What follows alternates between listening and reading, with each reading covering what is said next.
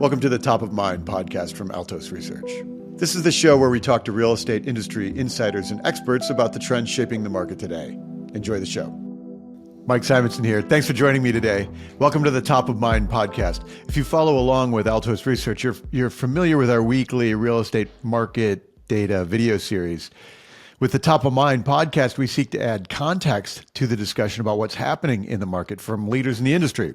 So each week, Altos Research, of course, tracks every home for sale in the country, all the pricing, all the supply and demand, all the changes in that data, and we make those insights available to you before you see it in the traditional channels.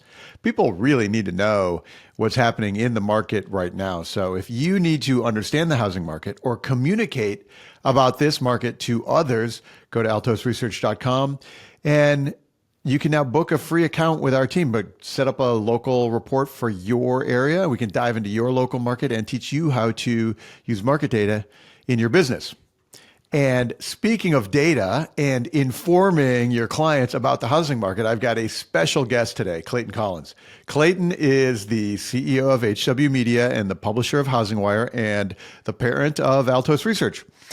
Today, we're going to talk about all the crazy headlines in the industry, what's happening now as we roll into the second quarter, and share some special announcements about the company. So, Clayton, welcome to the show. Mike, thank you for having me. Couldn't be happier to be here with you today. The last time we had you here was when we announced the acquisition of Altos by HousingWire, and that was like more than 2 years ago.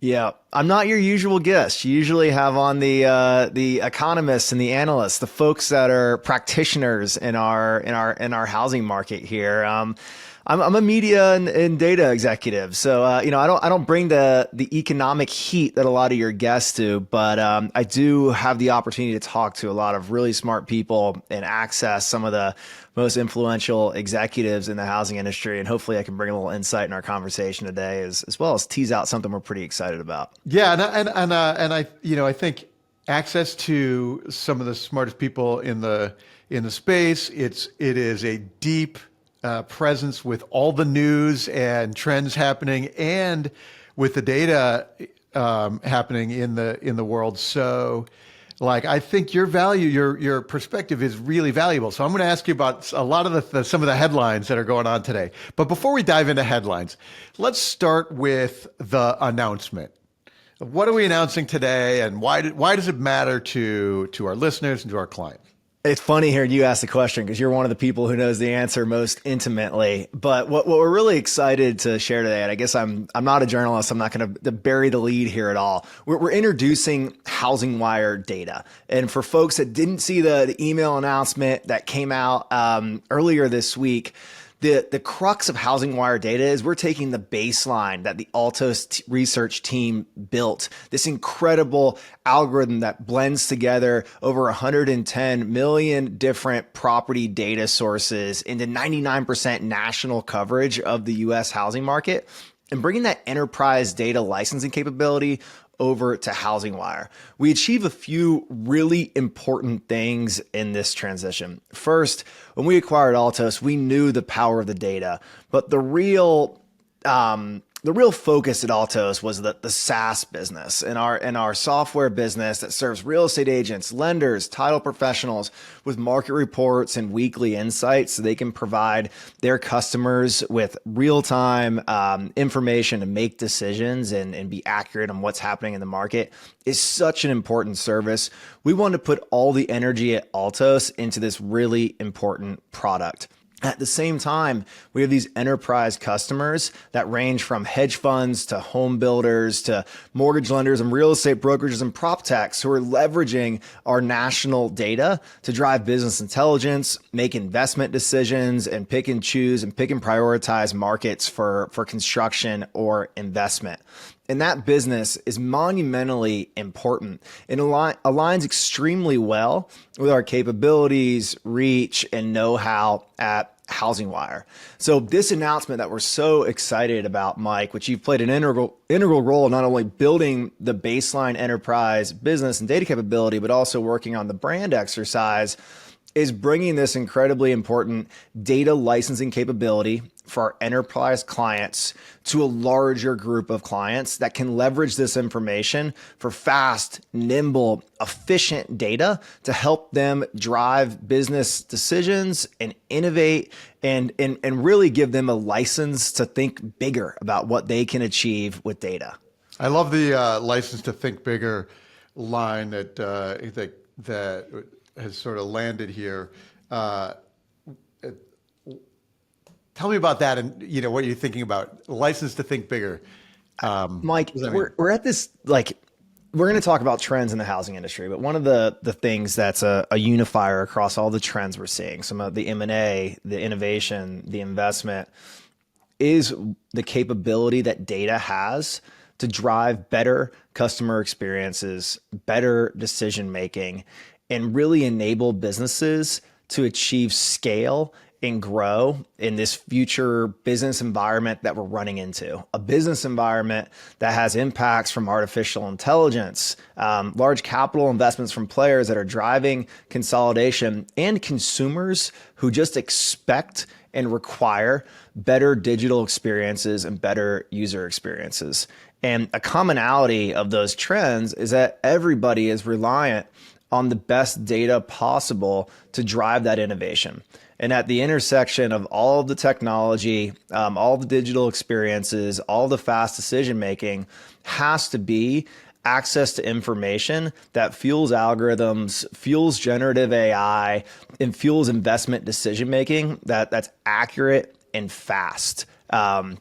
So when we think about the license to think bigger, we think about our ability to enable our clients to dream about the features and products they want to build the features and products their clients are demanding, and to do it efficiently and like cost efficiently and also time efficiently, and do it in a nimble way. And what really differentiates what we've built through Altos and HousingWire Data is that we partner with our clients to make sure that they are enabled and empowered to use data as they need to. And not all data sources allow that or enable that. And so we take a much more nimble approach and really work with our clients to help them dream big and achieve big things in this really dynamic U.S. housing market. That's a great explanation. HousingWire Data. And it's really, in a summary for listeners, it's all the Altos data that we talk about, that I talk about here, that we talk about weekly, that we dive into, that are realtor and LO clients that use the data every day locally.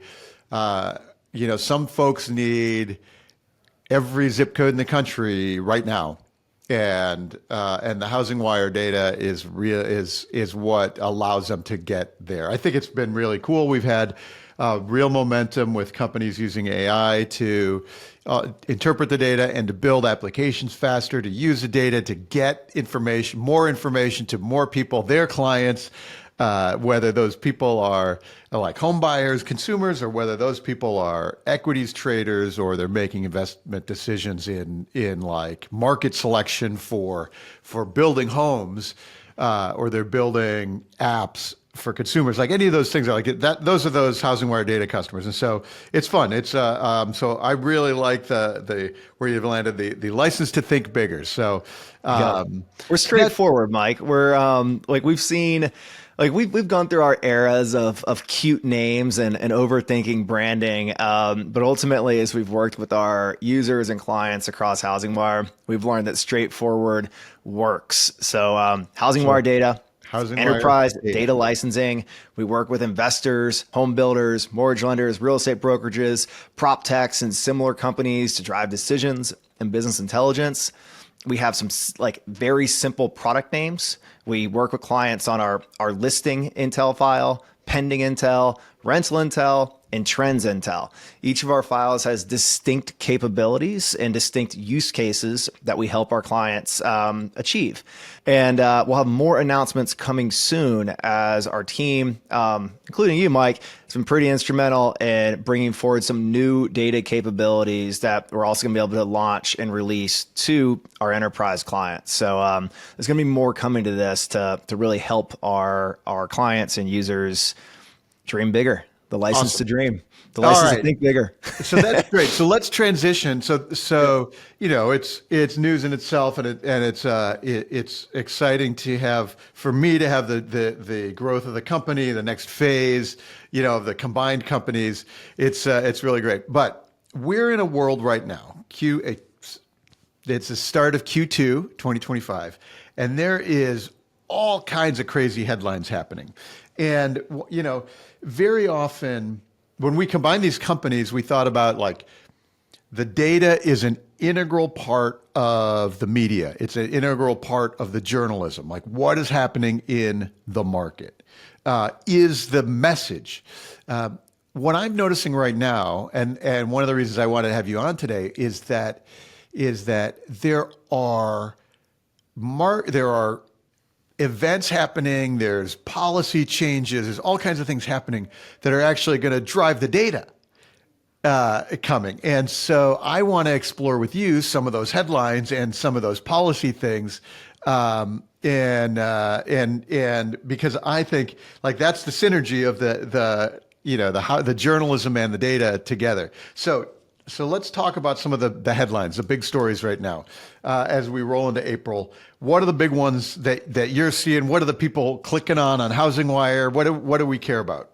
Yeah, the biggest thematic, I'm not even call it a single headline, Mike. The biggest theme going on in the housing industry right now is this incredibly aggressive battle for market share.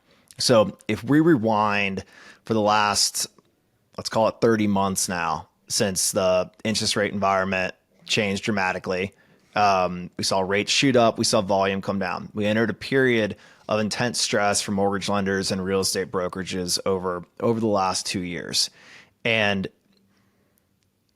forecasters, pundits, everybody thought that cycle in 2023 or 2024 would push a wave of consolidation. They thought we'd see companies fail. They thought we'd see a wave of M&A. And that wave, that consolidation wave, was notably slower, if not non-existent, in 23 and 24.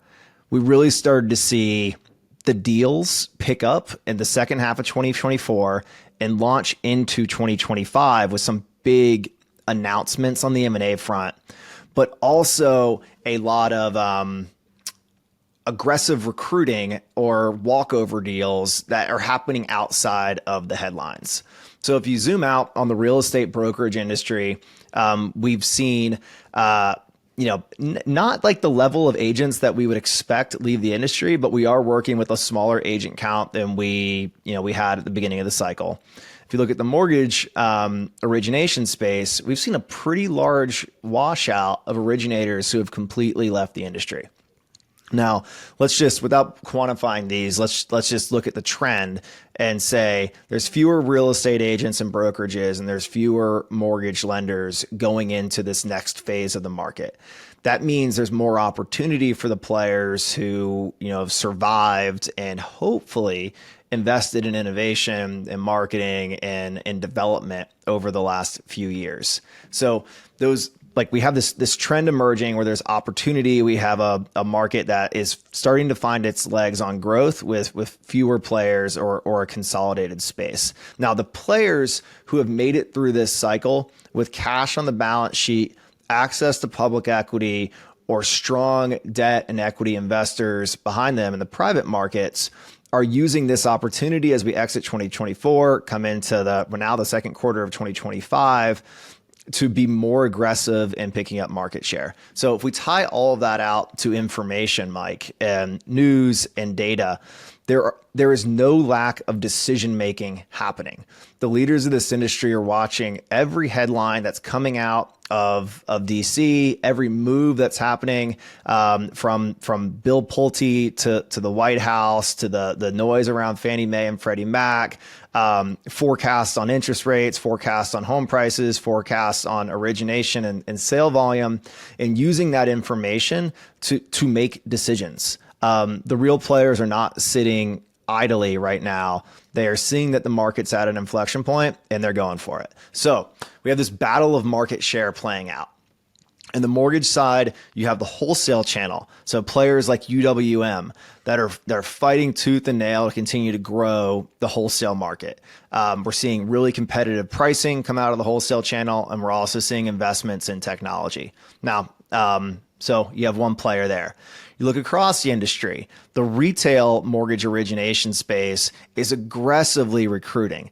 The players that have been able to invest in technology and products over the last 2 years, they're successfully recruiting in originators and teams and leadership from independent mortgage banks and depositories who did not make those same investments. And if you like kind of shift your purview up to the very top of the industry and look at really large tech-enabled players like Rocket, there's acquisition sprees happening. And in the last several weeks, we've seen Rocket announce a massive deal with Redfin that shook the industry, only to be followed up by an even larger deal when they acquired the nation's largest mortgage servicer, Mr. Cooper, earlier this week for $9.4 billion. So this battle for market share, Mike, has several different tactics. You have players like wholesale and UWM using pricing and technology. You have Rocket using M&A as well as pricing and technology. And you have other mortgage banks aggressively out there trying to grow their volume and consolidate through aggressive recruiting of originators and teams and branches.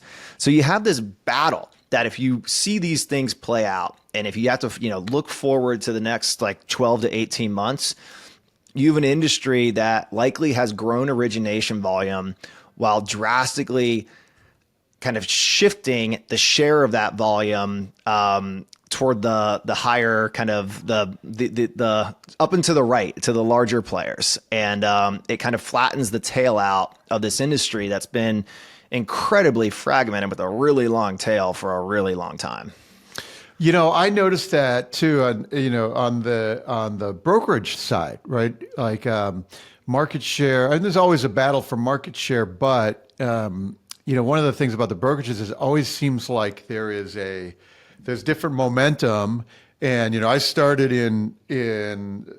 Altos Research almost 20 years ago, and at that time, like Keller Williams was ascendant and was just adding agents and agents and agents, and now suddenly Compass has bought market share.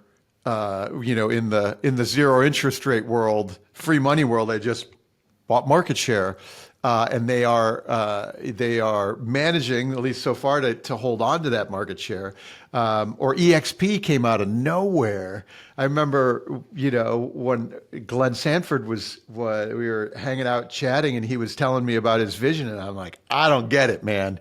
And and then he built EXP into this massive company. So, but those change very rapidly. Are the market share changes that happen? They have changed very rapidly in my history in the industry. Are the market share changes, the grabs happening now, are they more permanent? Do you think? Are they more lasting, or is it like is it part of the cycle? Yeah. So if you look back over multiple cycles, probably even more drastically in mortgage than in real estate, like the top 10 HMDA lenders rarely looks the same decade over decade. Now, if you want to say that this time is different, I can make a case for why that may be, but hard to call that a perfect forecast. Yeah. One of the things that has changed in real estate brokerage and mortgage lending, like two industries that historically have essentially sold the same product through human capital intensive workforces or contractor forces. One of the things that's changed is the big have gotten bigger with significantly larger checkbooks and access to capital. And there's also been significantly more innovative investments in technology. So we know in technology, the story is always really slow and then all at once. And what's happened in mortgage specifically is that the playing field was pretty level on innovation for a while. There were players who could invest in their own proprietary tech. Everybody else had a robust vendor ecosystem they could lean on.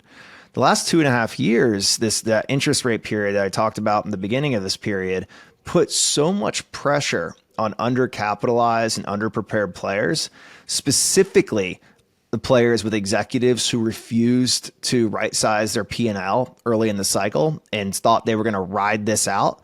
They made no tech investments. They did not invest in AI. They did not build proprietary technology, and they did not adapt and partner with best-of-breed vendor solutions.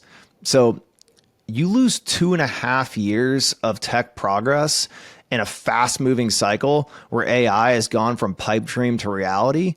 The catch-up is nearly impossible unless new capital comes in. So let's talk about that. New capital is coming in. We just saw this massive deal with Keller Williams, Stone Point coming in and writing a well-sized check. I do not think their intent is to let that business lag, and I mean there's a play there. So like with fresh capital, does that mean that players choose to like try to play the catch-up game and like invest in tech where they may not have previously? Potentially. But on the I mean it's clear that there's been like some leaders in the race who have started to separate themselves from the pack. So if I'm going to go back to the point I was trying to make, Mike, it's that decade over decade, it's rare that top 10 lenders or top 10 real estate brokerages stay the same cycle in, cycle out. But if this case is different, if this time is different, it's because the check sizes are bigger, the wallets are thicker, and the tech investments are more notable. So we're no longer in this homogenous zone where IMBs all look the same and real estate brokerages all look the same. The model differentiation and tech innovation has changed so much. It's just different. Yeah, I appreciate that. I of course noticed the big deals as they're happening, but it didn't occur to me what a real trend it is and what a counter trend the M&A and those deals is to the rest of the world right now. Like everything else is like on hold. All the other, IPOs and M&A deals are on hold, but there's a big trend happening, and that's a fascinating thing to highlight. If I have a pep in my step, it's because I think the housing industry just front ran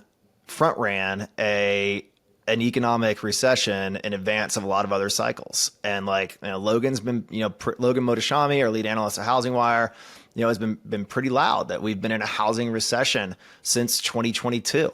And that housing recession that we have, a lot of players have muscled their way through, some with the resources and strategy to build and invest instead of retrench, have the opportunity to come out stronger. So, the CNBC and Wall Street Journal headlines don't shake me at all. The housing industry just went through a really tough period, and we see light at the end of the tunnel. All right, that's a terrific insight. I appreciate that. You got a second to tell me about CoStar and the grand vision there? Because there's another big player who really is working hard to change the industry.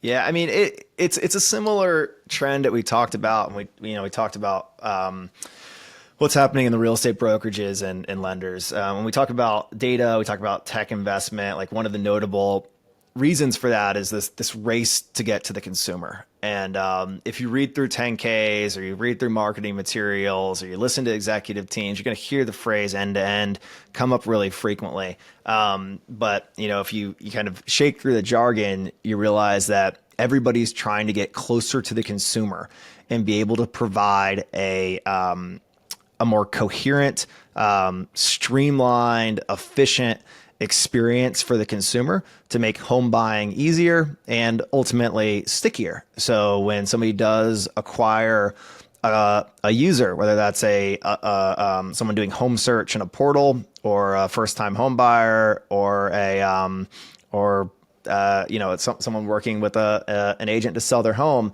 that those relationships stick.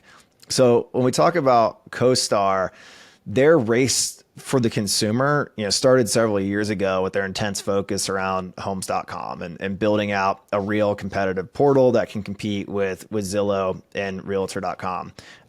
If you listen to Andy and the team at CoStar, the topic of AI and data is like incredibly thematic in everything that you do. And I think if you look at their website right now, I'm going to bet above the fold there's a big AI thing on there. Like it's an intense focus on data over at CoStar. So when you look at their M&A program and you look at their organic investments, the repeated trend that I see is that they're hunting for more data. They're hunting for acquisitions and organic innovation that brings them closer to the consumer.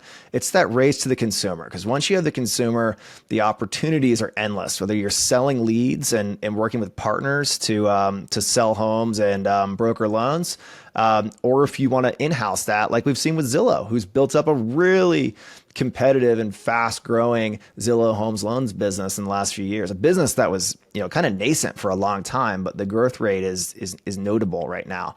So, it's another player worth watching. That's consolidation so and race to the consumer is the trend there. Yeah, so three big trends. One is like a market share, race for market share, especially through M&A. There's second is new capital injecting in, and then third, getting closer to the consumer. I think those are really insightful, and I'm going to just make my notes about them. Like I think those are really important things to pay attention to about what's happening in the market. Okay, so those are the industry players and themes happening. When we talk about market data, and we talk about the data here, we talk about the macro economy of a lot of economists here. As I mentioned at the start, like these, we are measuring these things as the start of the journalism, but there are events happening that are actually causing the market to change. A lot of policy things, a lot of macro shifts and assumptions about the world that had changed. So when you look at, and there's a lot of noise, right? So when you look at the policies that you see happening, the changes that are underway, as well as the ones that are maybe not underway but are proposed, which of those which is the signal there? Like, which of those do we need to pay attention to, and which are the noise that we can ignore? Yeah. So as a CEO at HW Media, I would say that my insights and the way that I can add value to the industry are kind of best revealed in where we choose to invest time and how we help our users.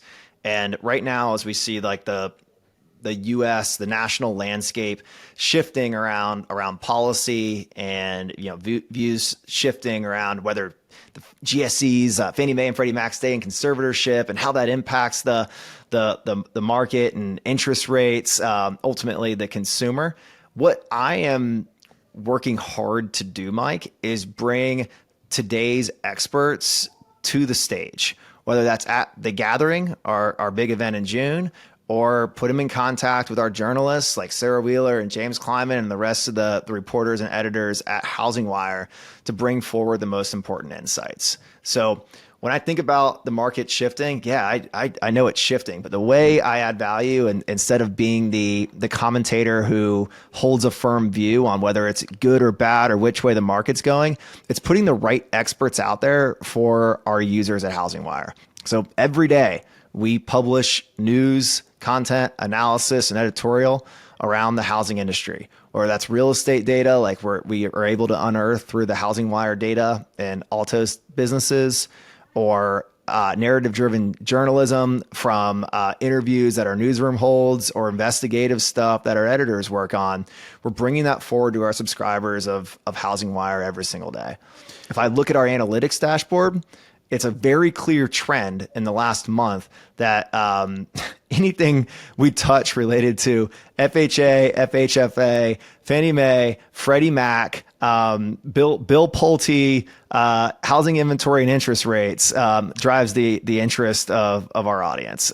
People are very concerned about pricing. They're very concerned about supply. They're very concerned about demand. I've never seen a market where people are equally stressed about supply and demand at the same time, but that seems to be a reality right now. So what I can guarantee the audience of the Top of Mind podcast is that our HousingWire subscribers are up to date on everything that's happening in the housing market. And for people who want to dig even deeper than you're able to in the pages of HousingWire, come to the gathering in June at the Broadmoor in Colorado Springs. That's where we're actually going to have all of these leaders, these deal makers who we talked about that are consolidating the industry, driving policy, advocating for change. They're going to be there speaking, networking, wining and dining, all the stuff we like to do when we're in great venues like the Broadmoor. So that's my dedication, Mike. Not the commentator, but the person who brings this audience the information. I love it. All right. That is an excellent way to avoid my question of putting you on the spot of like which of those are matter. But it's terrific. And so by the way, the gathering is terrific. It is like the most, what do we call it? The most powerful, most important room in housing. Yeah, we played with the idea of the Davos of housing. We landed on the most powerful room in housing, and because we realized a lot of people don't pay attention to Davos, or it's got a negative vibe to it. Like you don't want that, right? Yeah. But it's a power player. It's a power player mix. Yeah, so your job is not to be the analyst of the headlines, but to bring the right people into the room. Who are the people that I should be paying attention to in 2025? Yeah, I mean, like clearly, I've mentioned Bill Pulte's name a few times. Like we have a new, not even new administration anymore. I mean, we're months into the Trump presidency, and we have a new leader in Bill Pulte who's like appointed to watch housing, and Bill has strong views. He's a fast decision maker, and he's moving with purpose. So listening to his words, following him on Twitter, reading HousingWire gives a lot of insight to how Bill is thinking. The potentially one of the most monumental changes that he could make or propel is Fannie Mae and Freddie Mac. So Fannie and Freddie have been in conservatorship since 2009, if I'm getting my dates correct, way longer than any of us anticipated. And, we go through waves of talking about releasing the GSEs from conservatorship. And I can tell you what, in 2020, we were all happy that they were in conservatorship because it brought a lot of confidence to the market as we went through the initial weeks and months of the COVID cycle.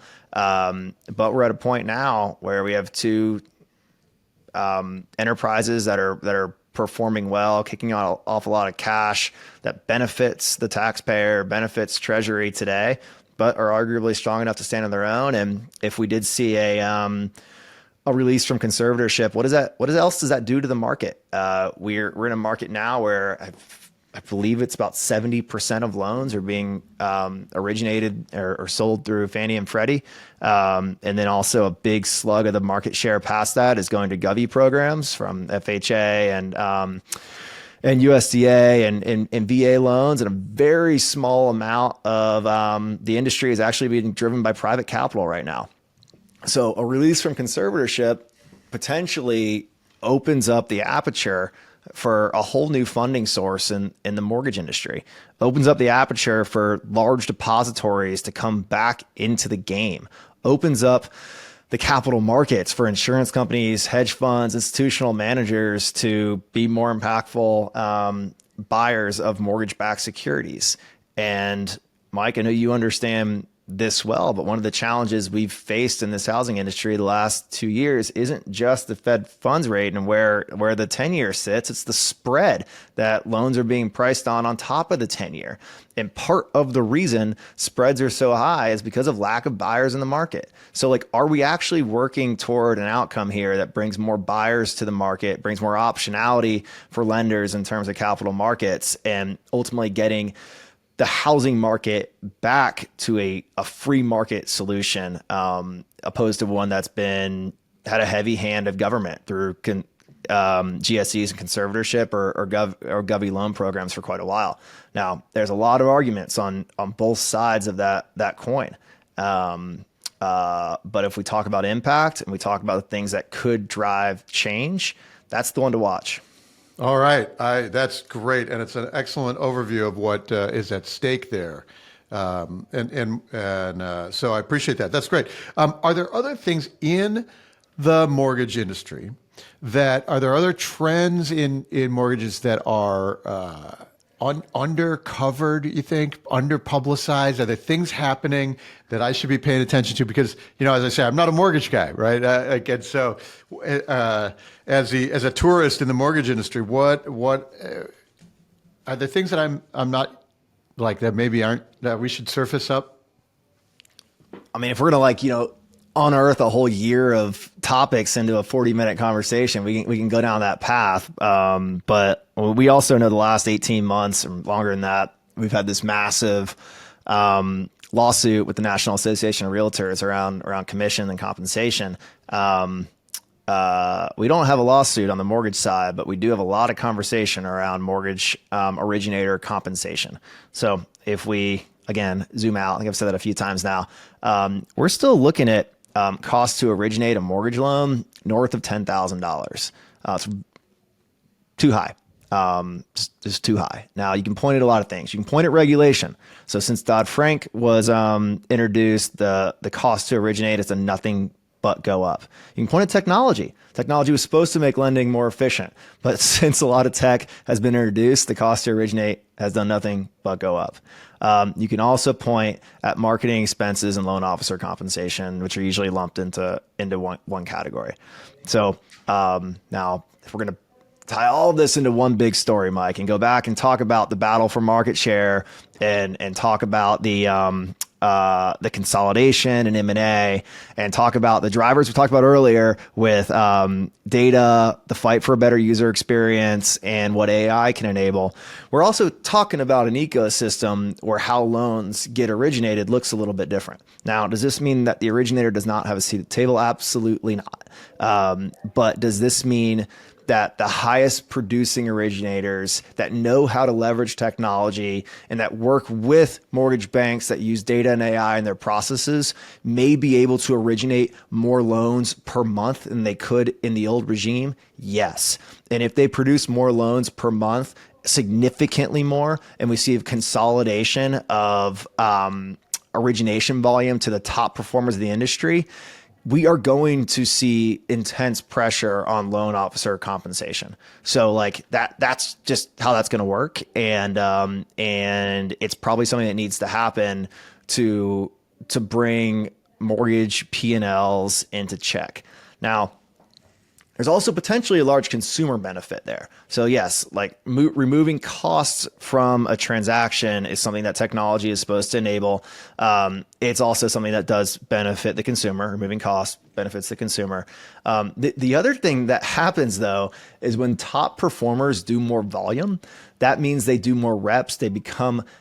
Their expertise rises. They understand more scenarios. They understand where to spot the landmines, and the advice to consumers gets better. So as we talk about this trend that's happened across mortgage and real estate with fewer originators and fewer agents, that means that those that are left will do more deals, their expertise will be higher, and the consumer will have better experiences. So love all of our, all the originators and brokers and agents and team leads out there. But if this cycle steps us forward into an environment where the top performers do more reps, have more expertise, and offer better advice and experience to consumers, then I think we end up in a more professional industry. That's a win all around. That's really insightful. And I'm glad I asked the question.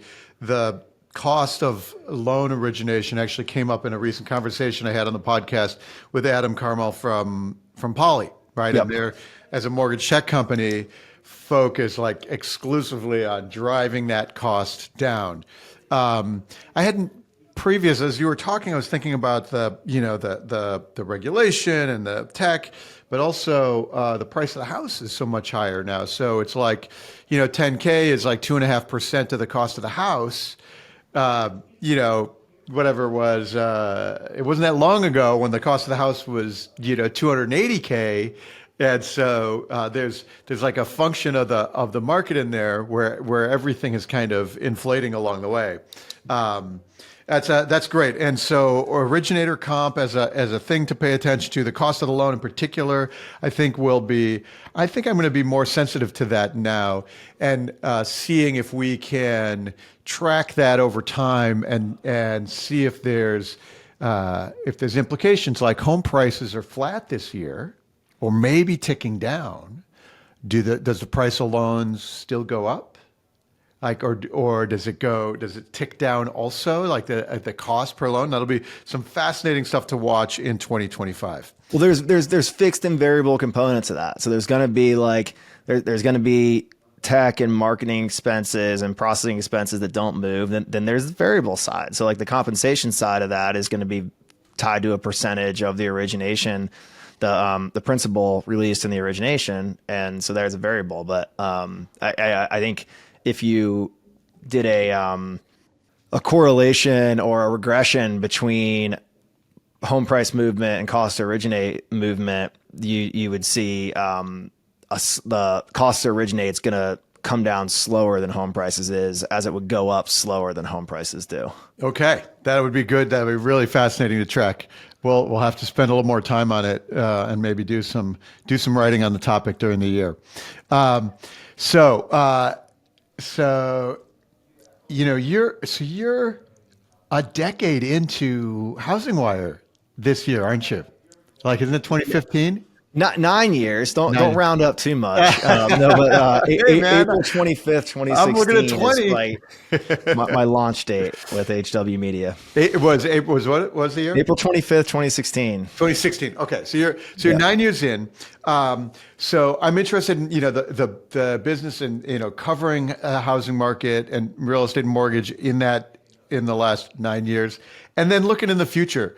I like to spend a little bit of time looking into the future because I'm always interested in what my guests think about what's coming. So give me a quick overview. How's it different in the last since you started here, and then what do you see coming?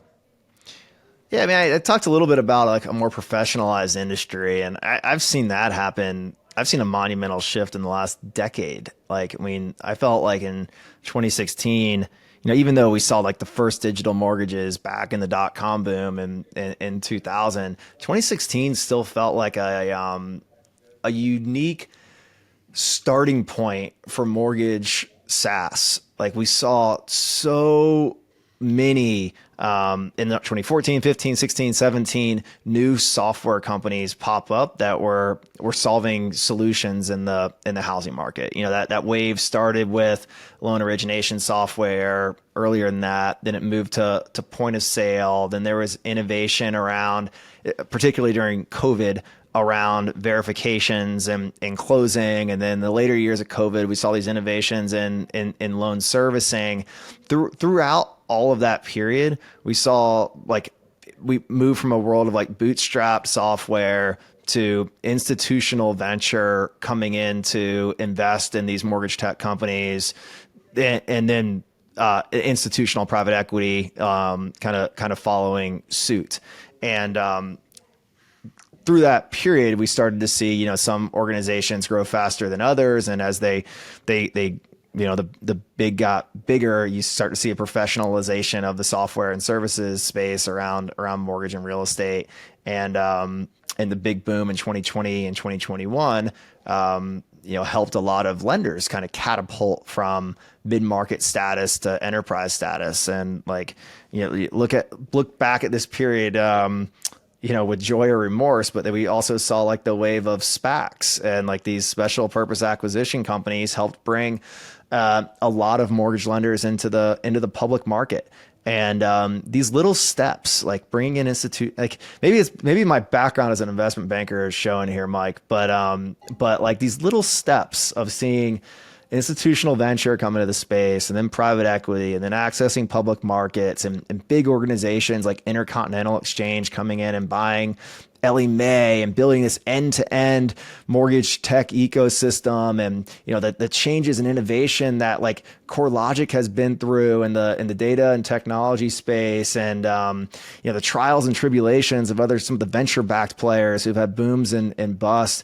Ultimately, we've seen a matured industry that's more professional. It's pretty cool to see an industry that's prided itself in being scrappy for a long time. We talked about that long tail, highly fragmented industry. When you have a long tail, highly fragmented industry, that means there's a low barrier to entry, which is attractive. It's helped us build a diverse housing industry with a lot of people of a lot of diverse backgrounds.